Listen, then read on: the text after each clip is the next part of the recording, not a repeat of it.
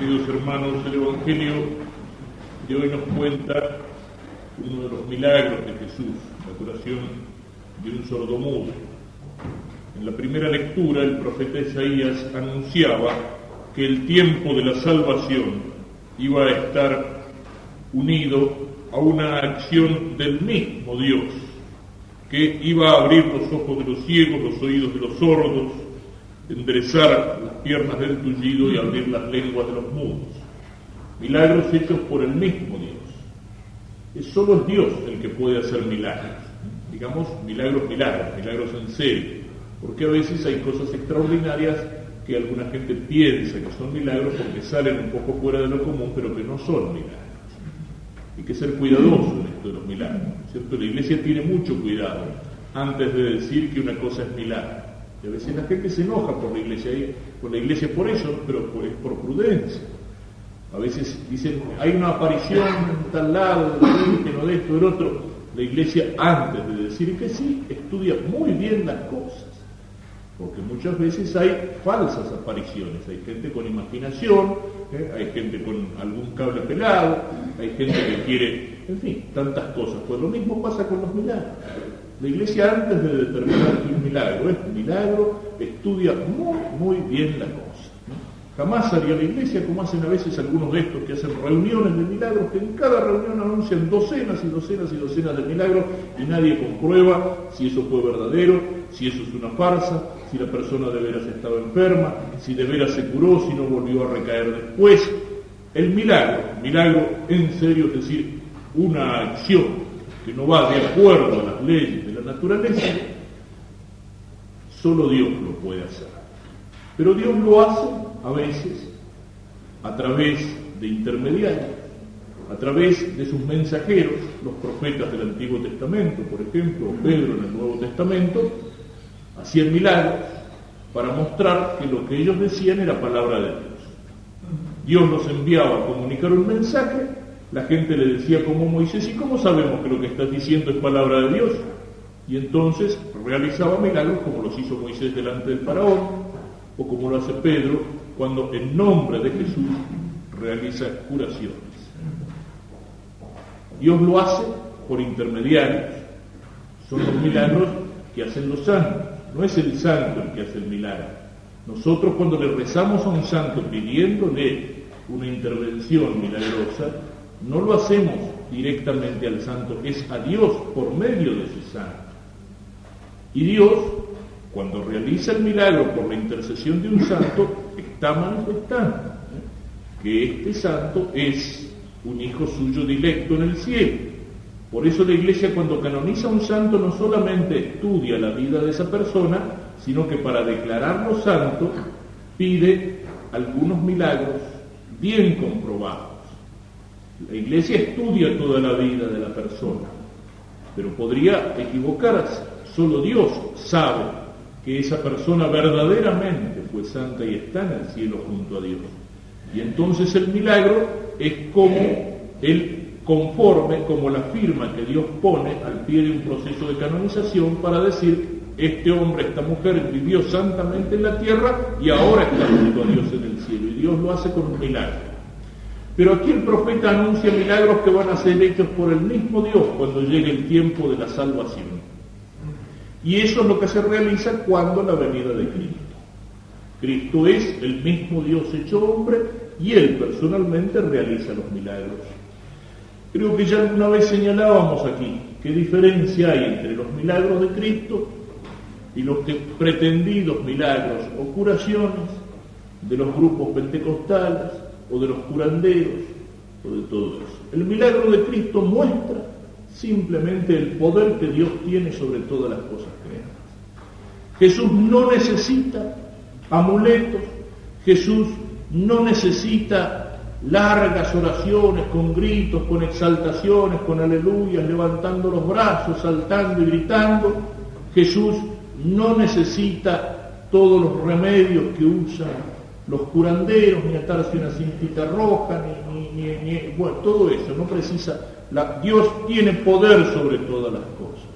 Y enfrente a la peor enfermedad, enfrente al leproso con la carne que se le cae a pedazos, o incluso enfrente a la muerte, a Dios le basta una palabra. Quiero, queda limpio, y el enfermo quedaba curado. Enfrente a Lázaro muerto, la palabra de Cristo, levántate, y Lázaro despierta de la muerte. Eso solo Dios tiene ese poder sobre las almas, sobre los cuerpos, sobre la naturaleza. Solo Dios lo tiene y lo ejerce de esa manera. Sin embargo, en este milagro, como pocas veces lo hace Jesús, Jesús utiliza algunos gestos. Una vez Jesús cura a un ciego, con su saliva hace un poquito de barro y se lo coloca en los ojos. Aquí Jesús a este sordo mudo le mete los dedos en los oídos primero y luego con saliva le toca la lengua. Después mira al cielo y con un gemido dice, éfpeta, abrilos. Hay la utilización de algo material o de un gesto o de un elemento como la saliva para realizar una curación. Jesús nos muestra en eso como una imagen de los sacramentos. Es la intención que tiene Jesús al hacerlo aquí. No lo necesita. En general no usa Jesús elementos materiales para hacer un milagro, para curar a un enfermo. Pero aquí lo hace. Es como un signo de los sacramentos. En el sacramento también hay algo que es material. El agua, el bautismo, el pan y el vino para la comunión, los óleos. Pero no basta, porque ni el agua puede lavar los pecados del alma, ni los óleos pueden realizar una comunicación milagrosa de la gracia, si no están acompañados por la palabra.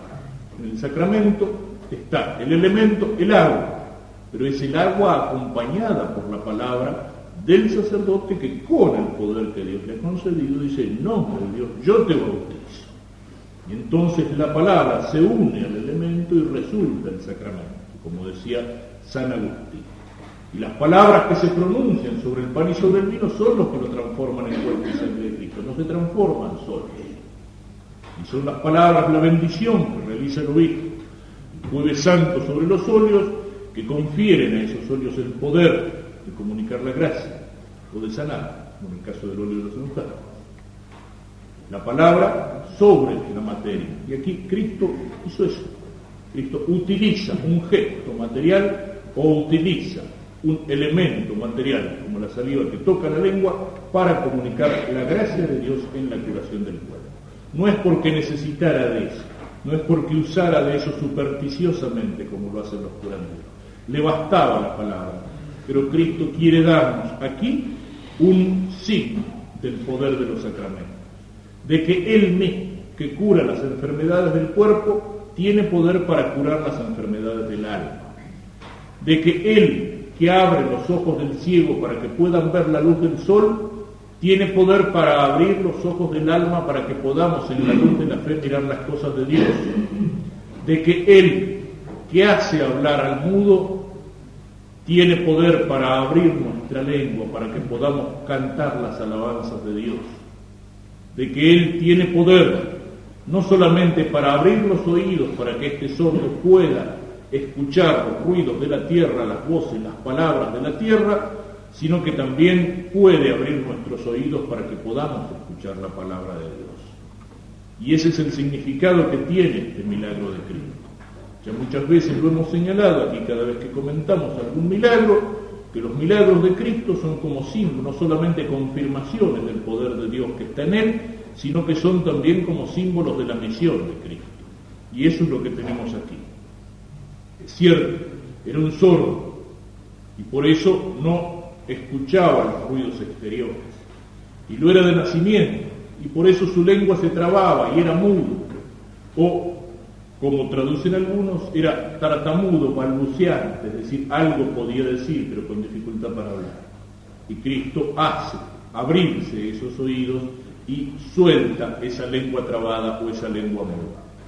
Y en eso que Cristo hace materialmente hay un símbolo de lo que Él viene a hacer espiritualmente.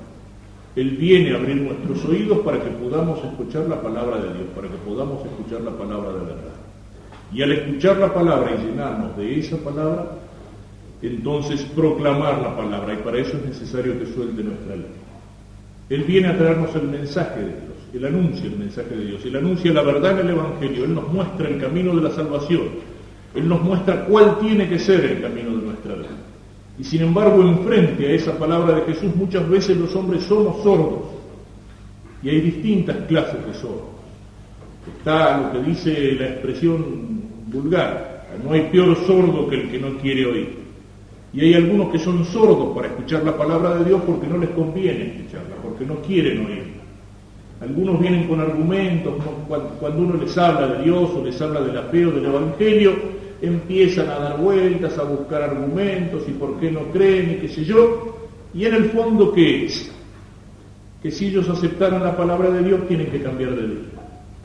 Que si ellos aceptaran lo que dice el Evangelio, su vida tendría que ser distinta.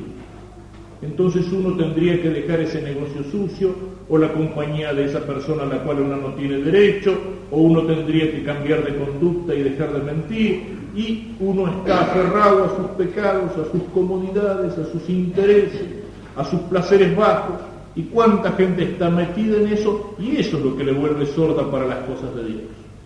En el fondo, a lo mejor cuando escuchan la palabra de Dios dicen, sí, tiene que haber algo de verdad en esto, pero se tapan los oídos.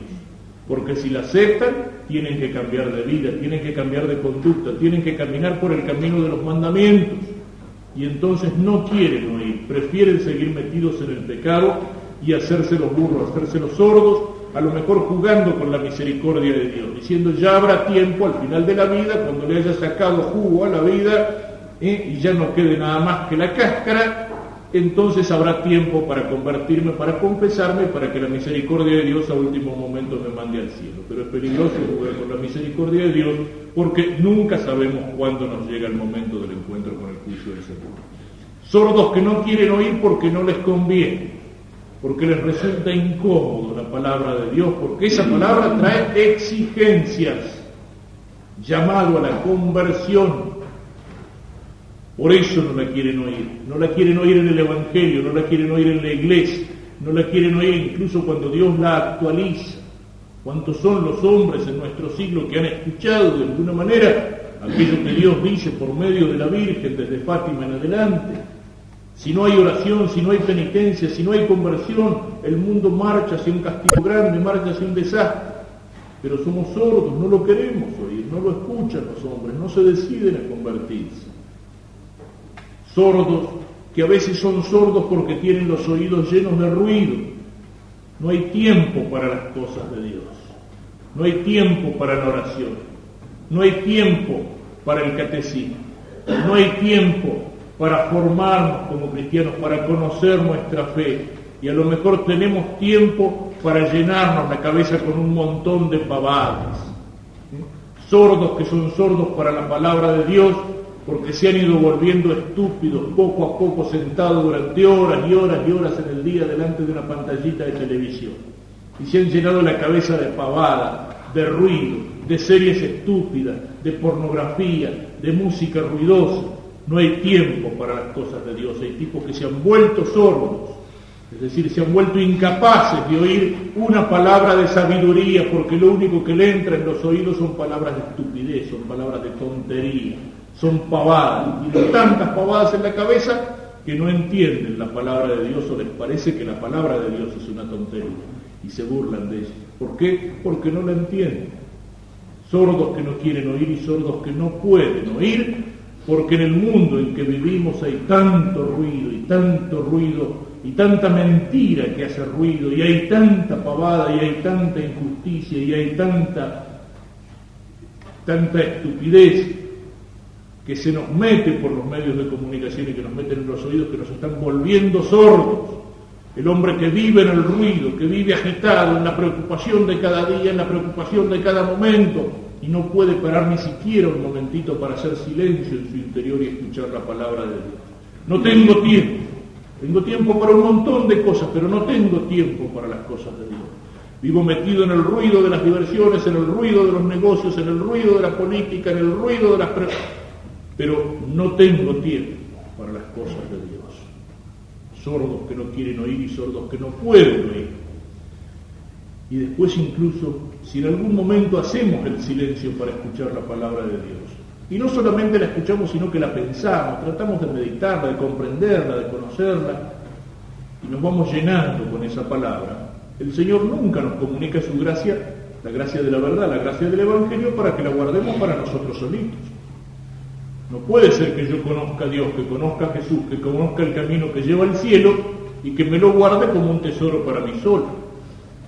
Si yo tuviera pan que me sobra y tengo a alguien que se está muriendo de hambre a mi lado y no soy capaz de compartir con él un pedazo de pan, no soy cristiano.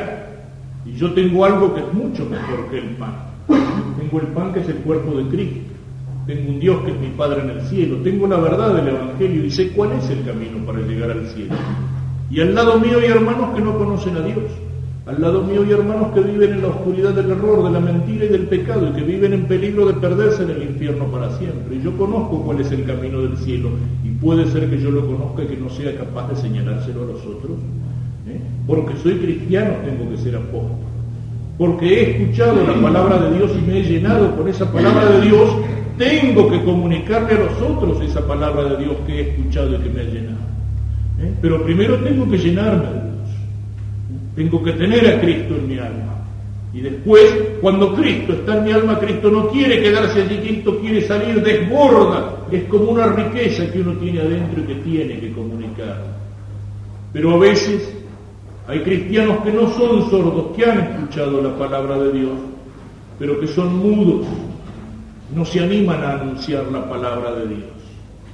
Perros mudos, decía el profeta Isaías en la Escritura, hablando de los pastores, de los jefes del pueblo, de los sacerdotes, de los judíos, que no se animaban a hablar, que no se animaban a denunciar el pecado, a denunciar el error, a denunciar la mentira, a denunciar la inmundicia o la injusticia. Perros mudos que no ladran cuando viene el lobo en contra del rebaño.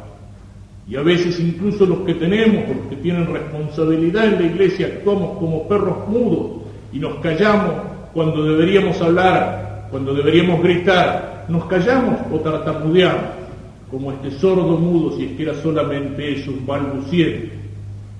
Lamentablemente es lo que hemos visto en la Argentina. Han impuesto una ley para la destrucción de la familia, como el divorcio. ¿Y qué hizo la iglesia? Los que tienen responsabilidad en la iglesia, tímidas protestas, con miedo de quedar mal, o con miedo de aparecer como exagerados, o como atrasados, o como extremistas. Nos están corrompiendo y nos están pudriendo el alma con un montón de inmundicias y con un montón de injusticias, y nos callamos la boca o nos hacemos la gallina distraída y miramos para otro lado. Si ha llegado hasta blasfemar de Cristo y blasfemar de la Santísima Virgen, que es nuestra Madre, por los medios de comunicación, y nosotros como un hijo desamorado o como un hijo cobarde nos callamos la boca y no somos capaces de protestar. ¿Y cuántas veces somos mudos? ¿Por qué? Por respeto humano, por temor, por vergüenza, porque no nos animamos a dar testimonio de nuestra fe cristiana, a hablar de Cristo, del Evangelio, sin miedo, a decir las cosas derecho viejo, como son, sin compromisos con el error, sin compromisos con las modas y con los gustos del mundo, a predicar, como decía San Pablo, un Evangelio que no es para el gusto de los hombres, que no es para quedar bien, que no es para que nos aplaudan, que no es para que nos feliciten. Tener el coraje de la verdad en el mundo de la mentira. Tener el coraje de saber hablar en medio del silencio de los cobardes. Tener el coraje de decir las cosas en su integridad en medio del compromiso de los tibios y de los mediocres. Pero estas dos cosas no son posibles sin la gracia de Dios. Somos débiles, somos cobardes. Nuestros oídos muchas veces son sordos y nuestros ojos son ciegos para las cosas de Dios. Necesitamos que el mismo Dios venga, que venga Cristo a nosotros y que con su gracia nos toque y que diga a nuestros oídos, ábranse, que sea Él que con la luz de la fe nos ilumine el sentido de su palabra y el del Evangelio para que podamos comprenderlo profundamente y asimilarlo y dejarnos penetrar por esas palabras de Cristo como el agua que va entrando en la esponja. Y necesitamos que sea el Señor mismo el que toque nuestra lengua con su saliva o con un carbón encendido, como tocaba la lengua del profeta, y nos dé el coraje de la palabra. Primero entonces la gracia de llenarnos de Él y después la fuerza y el coraje para comunicarlo y comunicar su verdad a los demás.